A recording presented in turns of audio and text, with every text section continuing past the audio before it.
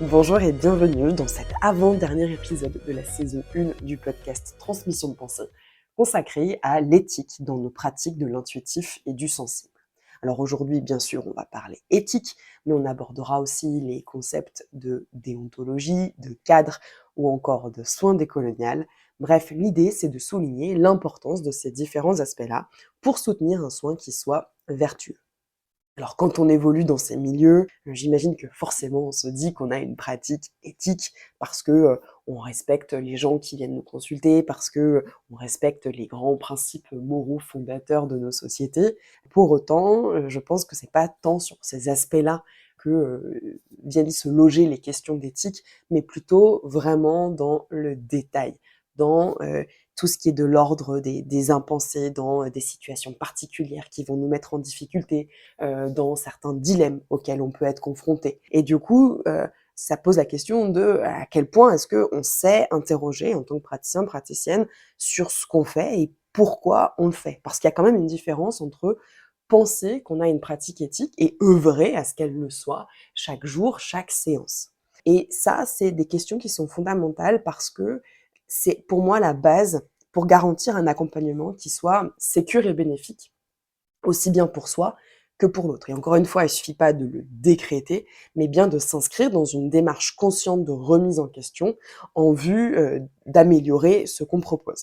Et c'est une responsabilité envers les personnes qu'on accompagne, parce que ce sont des gens qui viennent, qui livrent une partie d'eux-mêmes, une partie de leurs histoires, de leur vécu, de leurs faiblesses, de leurs blessures. Et à ce titre, c'est super important qu'on puisse leur offrir un cadre qui leur permette de s'ouvrir avec confiance. Et nos pratiques, même si elles ont un socle intuitif, sensible, ça ne veut pas dire qu'on doit faire les choses à l'arrache ou dans l'improvisation constante. Bien au contraire. Je pense que c'est nécessaire de pouvoir faire ce qu'on fait avec réflexion et de pouvoir agir en ayant pensé à la posture dans laquelle on s'inscrit. Par exemple, est-ce que on fait les choses par mimétisme parce que nos formateurs, formatrices nous ont transmis ça et que du coup, on va se contenter de reproduire sans forcément aller questionner plus profondément la façon de faire au regard des profils auxquels on est confronté, par exemple. Est-ce que on va agir par automatisme parce que c'est des gestes qu'on fait tout le temps ou c'est des façons de procéder qu'on fait tout le temps et ça fonctionne et du coup on reste comme ça. Dans quelle mesure aussi on s'est interrogé sur les biais qu'on porte, ceux qui sont directement issus de notre histoire personnelle, mais ceux aussi issus de la société, je sais pas, des biais sexistes, des biais racistes, par exemple. Bref, dans quelle mesure avons-nous vraiment réfléchi à l'impact de tous ces trucs-là sur la façon dont on va mener nos pratiques?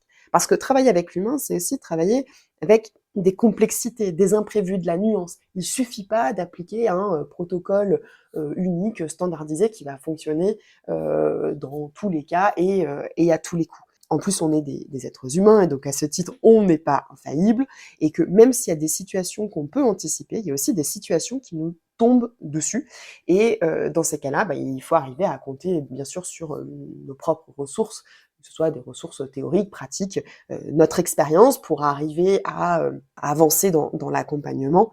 Mais le but, c'est pas d'être tout le temps en réaction. On apprend sur le tas, certes, parce qu'on est confronté à des situations délicates, parfois on fait des erreurs, on en tire des leçons, ok. Mais encore une fois, le but c'est pas d'être dans l'improvisation tout le temps, parce que ça fait courir des risques à nous en tant que personnes accompagnantes, mais aussi aux personnes consultantes qu'on accompagne. Et c'est pour ça que pour arriver à limiter ces risques, on a besoin de repères. Alors dans ces repères, j'ai inclus le cadre et l'éthique des pratiques. Le cadre, c'est un ensemble de règles, de formalités, on va dire, qui vont poser les principes de l'accompagnement et la manière dont il va se dérouler. Donc on est plutôt sur une base, on va dire, théorique. L'éthique des pratiques, on est plutôt sur quelque chose de mise en application qui part d'une réflexion critique et contextuelle sur des choses qui se passent concrètement en séance et qui aussi viennent peut-être nous mettre dans des zones aussi d'inconfort. L'éthique des pratiques va s'interroger sur des dilemmes, des contraintes, certaines réalités qui sont un peu plus complexes que d'autres, enfin voilà. Et donc, ces deux axes de cadre et d'éthique, ce sont des repères qui nécessitent d'être construits. Et du coup, pour ça, on doit s'inscrire dans une certaine démarche de réflexion, d'introspection et d'analyse de sa pratique. Alors, ça demande une certaine posture d'humilité parce qu'on va devoir aller explorer ses faiblesses, se confronter aussi à ce qu'on fait de pas forcément très bien. Mais le but, c'est de pouvoir trouver des ajustements. Et encore une fois, l'idée, c'est juste de partir aussi du principe, en toute humilité, qu'on est des êtres humains et que parfois, il y a des choses qui nous dépassent et pour lesquelles on n'a pas de réponse. Donc, c'est une démarche qui n'est pas forcément facile à mener. Il n'y a pas non plus forcément des réponses binaires à apporter à chaque problématique. Pour autant, ce sont des réflexions qui sont nécessaires et indispensables pour avoir des accompagnements qui soient vertueux. Parce que nos pratiques de l'intuitif et du sensible, ce ne sont pas des solutions miracles. Et qu'une pratique seule n'est pas suffisante. Avoir une bonne intention, c'est pas suffisant. Il faut aussi confronter ça à l'épreuve des actes et des faits.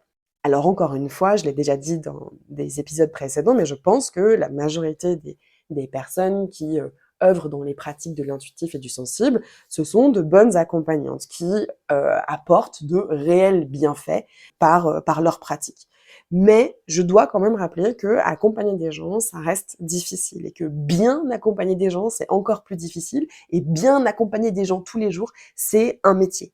Et à ce titre-là, on se doit de s'inscrire dans un processus de déconstruction continue. C'est-à-dire qu'il ne suffit pas de poser les choses une bonne fois pour toutes parce que ça ne marche pas comme ça. On est avec l'humain, donc il y a des choses aussi qui évoluent. On a besoin de se réajuster en permanence. Et on ne peut pas se dédouaner sur les personnes qui viennent nous consulter, de remettre la faute, par exemple, de quelque chose qui se passe pas forcément très bien en séance sur la personne en face. Il faut arriver aussi à cultiver un certain regard sur ce qu'on fait et se poser la question de l'impact de nos comportements, de nos outils et de nos accompagnements de manière générale. Alors je dis tout ça, pour autant, je ne m'inscris pas dans une démarche de pureté parce que je ne crois pas à la pureté. On est sans cesse confronté à des situations nouvelles, des profils nouveaux. Parfois aussi, on fait ce qu'on peut avec les outils qu'on a. Parfois aussi, on a nos propres aléas, je sais pas, d'humeur, des choses de la vie personnelle qui nous traversent. Bref, s'inscrire dans cette démarche-là, c'est pas quelque chose d'aisé et le but, c'est pas d'atteindre encore une fois la pureté, mais vraiment d'arriver à mettre en œuvre des mécanismes qui vont nous pousser à tendre vers une pratique qui soit la plus éthique possible. Alors, on va pas réinventer des choses qui existent. Il y a déjà des choses que les approches conventionnelles ont développées, et notamment tout ce qui est de l'ordre de la déontologie. Alors, la déontologie, c'est un ensemble de règles, de principes qui vont venir encadrer une profession et qui vont venir aussi standardiser des façons de faire.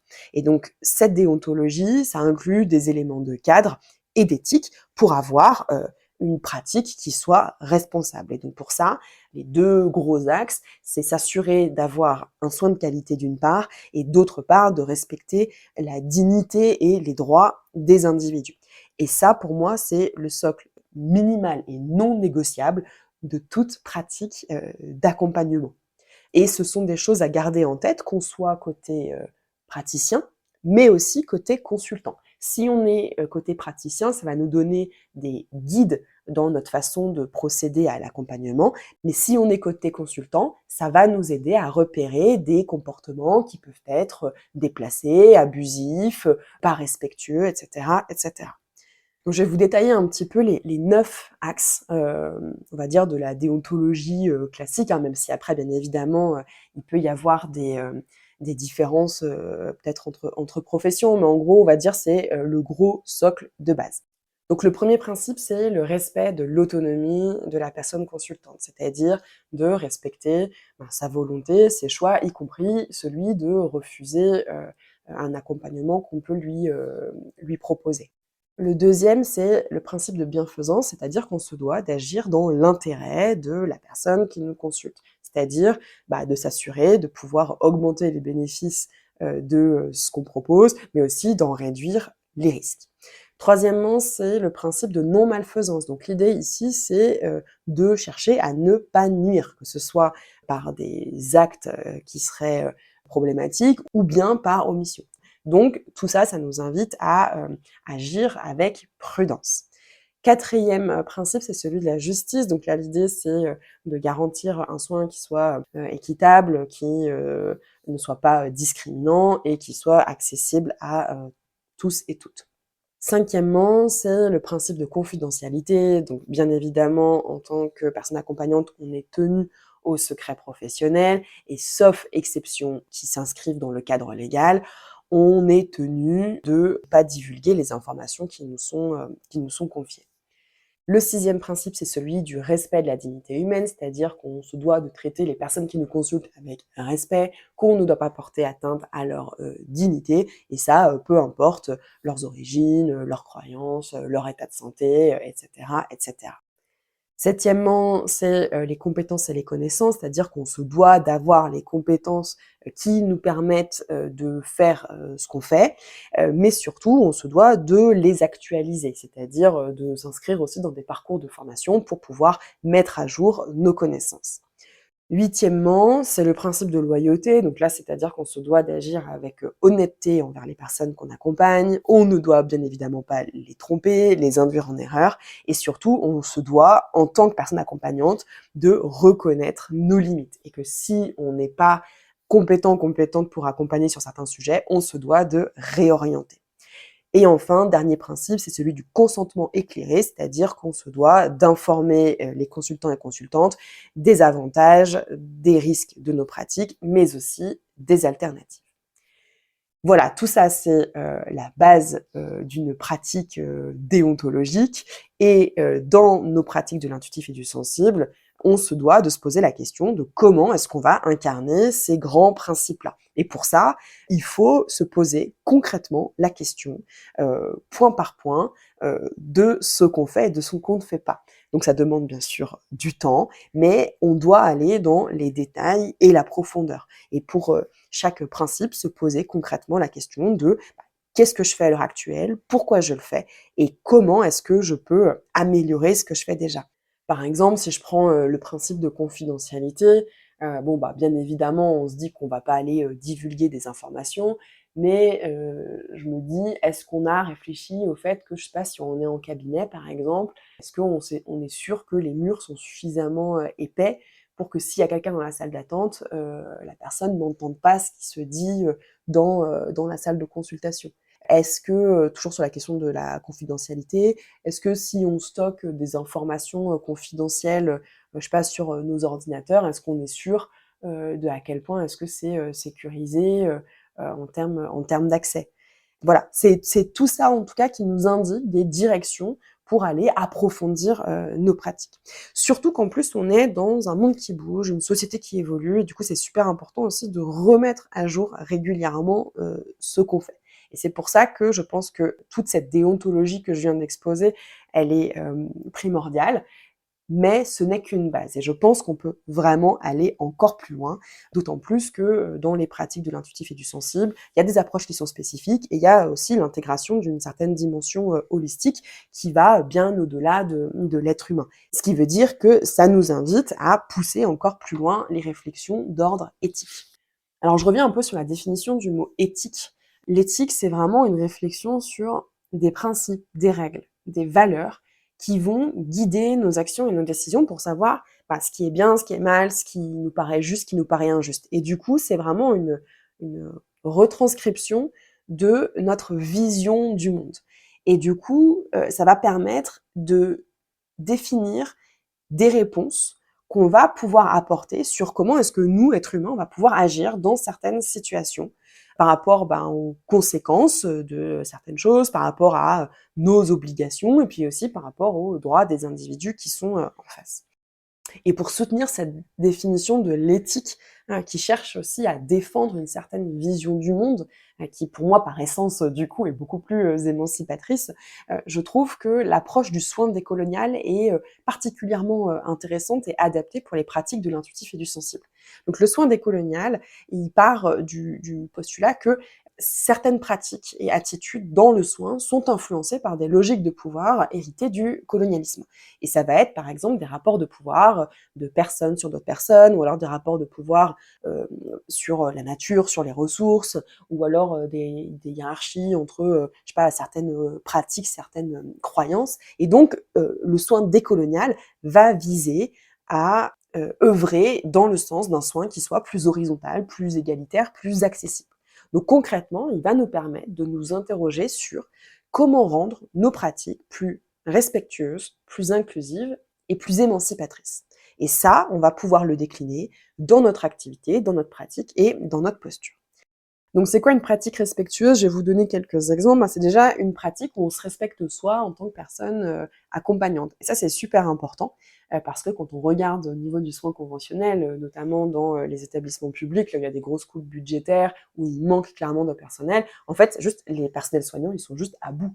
Je sais, je l'accompagne dans mes séances, c'est compliqué. Ma sœur elle-même qui a commencé sa carrière d'infirmière dans un EHPAD, la nuit, genre elle était seule pour, je sais pas, à 14 ou 17 personnes résidentes. Elle s'est dit, mais en fait, un jour, je vais faire une connerie. C'est-à-dire que non seulement elle courait de partout, elle se reposait pas, etc., mais en plus, elle avait le risque de nuire aux personnes résidentes parce qu'en fait, pas le temps, quoi. Donc, elle a fini d'ailleurs par démissionner de cet établissement-là. Mais juste pour dire que c'est super important aussi de prendre soin de soi parce que si on n'est pas bien soi-même, et en fait, on va pas pouvoir accompagner correctement les gens en face. Un soin qui soit respectueux, c'est aussi un soin qui soit respectueux de l'autre. Donc c'est au niveau de ses choix, de ses croyances, de sa vision des choses, et de ne pas chercher à imposer quelque chose, quoi. Parce qu'il y a vraiment des conséquences qui sont dramatiques pour les personnes. Ça me fait penser à une fois une personne qui m'avait contactée et qui m'avait dit: «Écoutez, je ne sais pas à qui m'adresser, mais vu que vous êtes dans les énergies, il faut absolument que je vous partage quelque chose». Donc elle était en panique complète et elle me disait: «Voilà, il y a telle praticienne donc qui était dans les trucs alternatifs, qui m'a dit que les personnes qui n'étaient pas vaccinées allaient rester bloquées dans l'entre-deux-mondes une fois qu'elles sont mortes». Et en fait, elle m'a dit ça, sauf que moi, elle sait très bien que mes 2 parents n'étaient pas vaccinés et qu'ils sont décédés cet été. Et du coup, est-ce que vraiment ils vont rester bloqués et qu'ils vont pas pouvoir aller vers la lumière? Et cette dame, elle était en panique. Et c'est en ça aussi que on se doit de faire attention à ce qu'on dit, parce que de l'autre côté, il y a des personnes qui n'ont peut-être pas la vision que vous avez vous. Et donc, on se doit d'être dans un principe de précaution. Moi, ça m'arrive par exemple souvent quand il y a des deuils à traiter, je demande toujours aux personnes: «Quelles sont vos croyances, vous, par rapport à la mort?» Et en fonction de ce que la personne me dit, en fait, je vais pouvoir orienter et ajuster mon accompagnement. Je vais pas aller, du coup, jouer sur les mêmes ressorts. Dans le respect de l'autre aussi, il y a pour moi tout ce qui est de l'ordre de la culture, et c'est particulièrement important dans les pratiques de l'intuitif et du sensible, parce qu'il y a quand même beaucoup de pratiques, d'outils, de techniques qui sont inspirés, ou plutôt même qui viennent d'ailleurs directement d'autres cultures. Et donc ici, c'est de se poser la question: pourquoi est-ce que je le fais? Est-ce que je le fais parce que c'est la mode, c'est cool, ça marche, machin? Ou est-ce qu'en fait, je le fais et en même temps j'honore la culture d'origine, et que je me suis renseignée et que j'explique aussi aux personnes que j'accompagne que ce que je suis en train de faire, ça vient de telle culture, et que du coup on peut le retracer, et du coup ça, c'est pour moi respecter aussi la culture d'origine, et pas s'en servir à nos fins propres, au préjudice des personnes et des traditions qui l'ont porté et éprouvé au fil des siècles ou des millénaires. Dans le respect aussi, il y a tout ce qui concerne l'environnement, les outils qu'on va utiliser, savoir d'où ils viennent, et est-ce qu'ils sont, oui, respectueux de la planète Terre. Je prends par exemple dans la lithothérapie, où on va utiliser des pierres pour prodiguer des soins, c'est de se poser la question, en fait, d'un point de vue éthique, dans quelles conditions ont été produites et extraites ces pierres avec lesquelles on va travailler. Je prends aussi par exemple la sauge. Donc il y a beaucoup de praticiennes qui s'en servent pour nettoyer un peu les énergies de la pièce où ils travaillent. En fait, est-ce que la sauge, je l'ai achetée là dans une grande chaîne commerciale et je ne sais pas du tout d'où elle vient, ou est-ce au contraire, j'ai acheté une sauge qui étaient issues du commerce équitable et donc on savait qu'elles respectaient des conditions environnementales et aussi des conditions salariales des ouvriers et ouvrières qui se sont occupés de la production, de la fabrication. Bref, voilà, ça ce sont des questions aussi qui ne sont pas inclus dans les bases déontologiques du soin conventionnel, mais que nous, dans nos pratiques de l'intuitif et du sensible, on peut aller chercher et à mon sens, c'est même pas on peut, en fait on se doit d'aller creuser aussi ces questions-là. Et encore une fois, ça ne veut pas dire qu'on va devoir trouver des réponses parfaites à chaque problématique, mais en tout cas, déjà, commencer par se poser la question, c'est déjà un bon premier pas. Donc toujours dans une perspective de soins décolonial, c'est donc se poser la question de comment rendre nos pratiques plus inclusives. Donc là aussi, je vais vous donner quelques exemples. Ça peut être le dilemme de comment est-ce que je peux, moi, gagner ma vie tout en permettant à des personnes qui n'ont pas les moyens de venir se payer mes services. Et ça, c'est une vraie question parce qu'aujourd'hui, dans le soin conventionnel, les approches sont pour la plupart remboursées, alors que de notre côté, c'est loin d'être le cas. Donc, quelle solution on peut trouver à ça? Donc après, c'est une question, on va dire, intime où on va chacune chercher à apporter une réponse. Il y a des gens, par exemple, ils vont proposer des séances à prix réduit, à tarif solidaire. Il y a des gens, ils vont proposer des séances gratuites. Et puis il y a des gens, ils vont se dire non mais en fait pour l'instant j'ai pas les moyens de faire des séances à prix réduit, donc pour l'instant je garde un tarif unique qui n'est pas accessible à tout le monde. Ok. Mais pour moi, ça, déjà, la démarche, elle est tout à fait louable, dans le sens où la personne, elle s'est posé justement la question de savoir comment rendre plus accessible, et au terme d'un cheminement intérieur, elle s'est dit, mais en fait, j'ai besoin aussi de me respecter moi, et pour l'instant, je ne suis pas en mesure d'offrir une alternative. Et pour moi, ça, c'est une démarche qui est totalement différente que celle de faire un tarif unique et de ne pas se poser du tout la question de à quel point est-ce que les gens peuvent se le payer ou pas. Autre exemple sur des pratiques plus inclusives, c'est d'aller aussi voir dans quelle mesure nos pratiques se conforment à des normes ou au contraire, est-ce qu'elles ouvrent et se décentralisent par rapport à certains profils qui justement ne rentrent pas dans les codes, les standards de la société.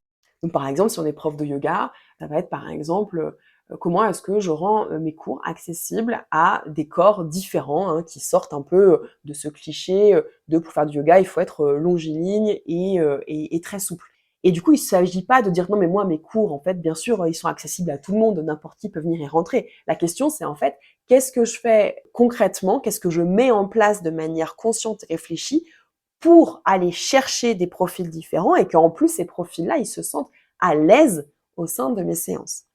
Je vais vous donner un exemple personnel qui m'est arrivé, c'est que moi, quand j'ai commencé ma pratique, j'étais uniquement en visio, et quand j'ai eu l'opportunité d'avoir un cabinet, il se trouve que j'étais dans un cabinet qui était déjà meublé. Et j'ai commencé à faire mes séances, et puis j'ai commencé à me rendre compte en fait qu'il y avait des personnes qui venaient et qui étaient hyper à l'étroit sur mes chaises.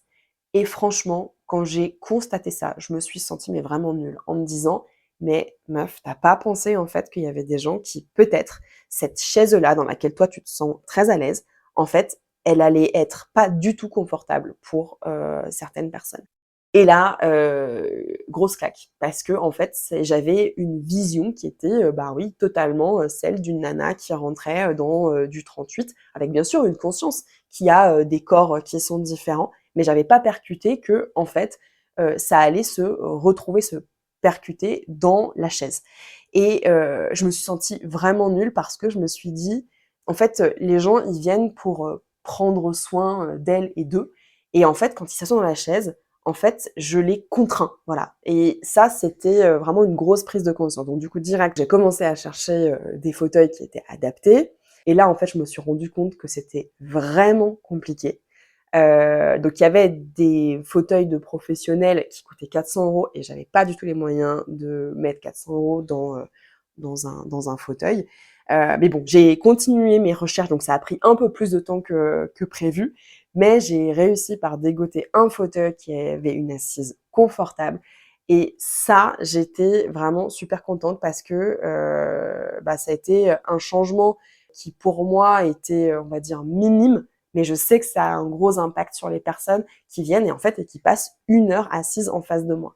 Et Ça, c'est l'exemple de, en fait, parfois, réfléchir à ce qu'on fait, à notre pratique, comment on le fait et pourquoi on le fait, dans les détails. Et je reviens encore une fois, hein, c'est là que c'est important, c'est dans les détails. En fait, on peut, à partir de pas grand-chose, faire des énormes différences pour les personnes qu'on accompagne. Et je pense que c'est vraiment à ça qu'on doit œuvrer en tant que personnes qui agissons dans une dimension du soin. Et donc, troisième chose dans une perspective décoloniale, c'est de comment rendre nos pratiques plus émancipatrices. Pour vous donner quelques exemples, je commencerai par le consentement.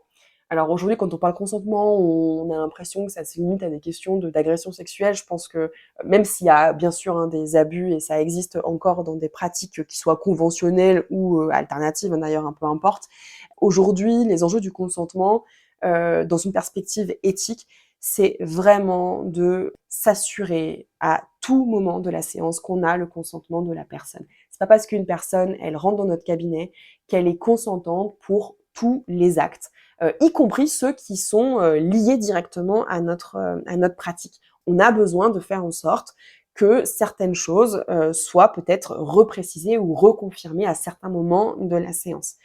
Par exemple, moi, il y a des personnes qui viennent avec une problématique, donc on va avancer, puis parfois, ça bien sûr, en discutant, les choses, on va dire, dérivent sur un autre sujet parce que peut-être qu'il y a un problème à cet endroit-là et du coup, je vais jamais aller questionner ce sujet-là sans le consentement de la personne. Je vais toujours lui demander: «Est-ce que c'est OK si on aborde ça aujourd'hui ou est-ce que vous voulez qu'on l'aborde une prochaine fois ou vous, quand vous serez prêt?» avec moi d'ailleurs, avec quelqu'un d'autre, peu importe. Mais en tout cas, c'est de laisser aussi la place à l'autre de pouvoir s'exprimer et se positionner sur ce qui est OK et pas OK. Et d'ailleurs, en termes de consentement, je tiens à rappeler qu'il n'y a qu'un oui explicite qui veut dire oui. Et que si on n'a pas de réponse, une hésitation ou un non, on n'y va pas, clairement. Dans une perspective émancipatrice aussi, il y a tout ce qui va toucher à la question de la posture et de comment on va se positionner par rapport à la personne qu'on accompagne. La perspective décoloniale, elle prône bien sûr une approche horizontale où il y a un rapport d'égalité qui s'opère entre les deux personnes, même si on a bien sûr chacun chacune notre champ de compétences. On l'a vu dans un précédent épisode, en tant que personne accompagnante, on est détentrice d'un savoir, on va dire, technique pour guider, accompagner, mais la personne en face, elle est aussi, elle, détentrice d'un savoir sur son vécu, ses limites, ses choix, etc., etc. Et donc du coup, la perspective émancipatrice va essayer de nous faire re-questionner notre posture de sachant et de pouvoir dans la relation d'aide. Voilà, ça c'est super important aussi à placer. Bon, ce sont que des exemples, hein, on pourrait encore continuer pendant des heures et des heures sur tous les aspects sur lesquels il faudrait réfléchir en termes d'activité, de pratique, de posture, mais au moins ça vous donne des pistes que les questions éthiques, encore une fois, elles ne se posent pas tant sur les grands principes. Bien sûr, ça en fait partie, mais il me semble qu'aujourd'hui, la plupart d'entre nous, on les a quand même pas mal intégrés, assimilés. Mais maintenant, il va falloir aller creuser beaucoup plus en profondeur sur des zones de nos pratiques qui restent la plupart du temps des impensés. Et du coup, le point de départ de tout ça, c'est nous, en tant que praticiens, praticiennes, qui on est, ce qu'on fait, pourquoi on le fait, nos aspirations, nos limites, etc. Et donc, ça demande à aller explorer ce qu'on porte, nos vertus, mais aussi nos parts d'ombre, nos croyances et puis aussi surtout nos projections. Et pour ça, ça demande d'aller soi-même faire ce travail de déconstruction. Je sais que dans les pratiques de l'intuitif et du sensible, il y a quand même pas mal de personnes qui sont des gens en reconversion, qui ont envie d'aider parce que ce sont des personnes qui ont elles-mêmes été aidées par ce genre de pratique. Mais je tiens à rappeler que c'est pas suffisant, que la pratique en tant que telle c'est pas suffisant et qu'il faut être soi-même engagé dans un processus de relation d'aide, dans un processus de soin, en tout cas de déconstruction de soi.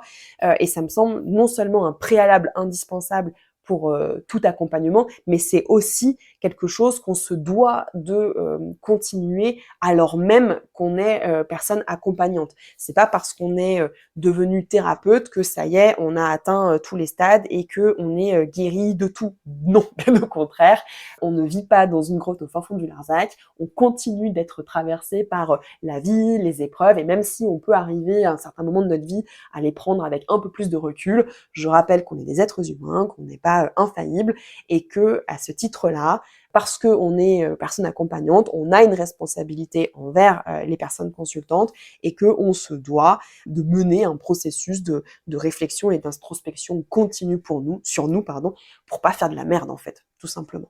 Et ça, c'est vraiment une question de cohérence parce que, encore une fois, accompagner, c'est pas rien et on nous rabâche tout le temps des pubs pour dire comment il faut attirer plus de clients et je pense que la question surtout, c'est comment est-ce qu'on arrive à les garder parce qu'on a des pratiques qui sont vertueuses. Bon, après, ça, c'est à chacun, chacune d'entamer sa propre démarche d'éthique de sa pratique au niveau individuel et de pouvoir aussi d'ailleurs les articuler avec les enjeux collectifs. Et je pense que plus on sera nombreuses dans nos professions à se questionner et à revendiquer ces approches-là éthiques, plus aussi on aura une reconnaissance de nos métiers.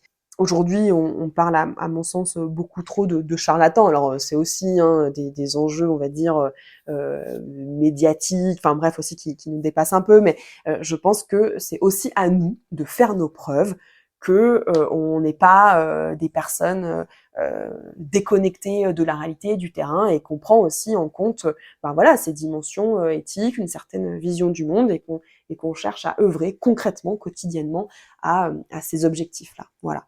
J'en profite pour dire que j'organise d'ailleurs moi des cercles de thérapeutes qui sont ouverts aux personnes qui accompagnent dans la relation d'aide sur des pratiques de l'intuitif et du sensible. Je le fais en présentiel là où je suis, mais je le fais aussi en visio. Si jamais ça vous intéresse, l'idée c'est de pouvoir échanger entre pairs sur des dilemmes, des contraintes auxquelles on est confronté et de pouvoir arriver à trouver des réponses qui vont émerger de la réflexion collective. Pour moi, c'est toujours des moments super enrichissants parce que ça me fait vraiment aussi progresser sur ma propre pratique. On voit aussi ce qui se fait dans des approches qui sont différentes parce que je sais qu'il y a quand même aussi beaucoup de personnes qui suivent des sessions de supervision avec leurs formateurs ou formatrices. Mais moi, la limite que je vois à ça, c'est que souvent, on est quand même aussi bloqué dans des façons uniques de voir les choses ou des façons uniques de faire. Et là, je trouve que d'avoir des pratiques vraiment différentes qui viennent discuter entre elles, d'autres qui vont plutôt être sur le physique, d'autres plutôt sur l'émotionnel, d'autres plutôt sur l'invisible, et en fait, ça amène une richesse qui est absolument géniale. Et je pense que c'est vraiment dans ces endroits-là qu'on va pouvoir s'améliorer collectivement et chercher à porter et incarner surtout d'ailleurs des chouettes valeurs. Voilà. Donc si ça vous intéresse, je vous mets les infos dans la description. Voilà, on arrive au bout de ce gros sujet qui est l'éthique dans nos pratiques de l'intuitif et du sensible. J'espère en tout cas que ça vous aura intéressé, questionné, que si vous êtes une personne accompagnante, ça vous aura donné envie peut-être d'aller creuser un peu plus en profondeur sur vos pratiques, de vous motiver à entamer un peu des processus de réflexion et de déconstruction. Je sais que c'est pas simple, mais en tout cas c'est vraiment passionnant et enrichissant. Et si vous êtes une personne qui consulter ce genre d'approche, j'espère aussi que ça vous aura donné un peu des pistes de réflexion sur ce qui est OK ou pas OK en termes d'accompagnement. Et je pense aussi que c'est important de ne pas hésiter à dire à des praticiens et praticiennes que ce qui se passe là, c'est pas OK. Je pense vraiment qu'entre consultants et accompagnants, on peut vraiment travailler ensemble pour arriver à faire un truc qui corresponde aux deux. En tout cas, si vous appréciez le podcast, n'hésitez pas à vous abonner, à le partager. Vous pouvez aussi me suivre sur les réseaux, je vous mets les infos dans la description. Je vous dis à bientôt et prenons soin de nous et de nos pratiques.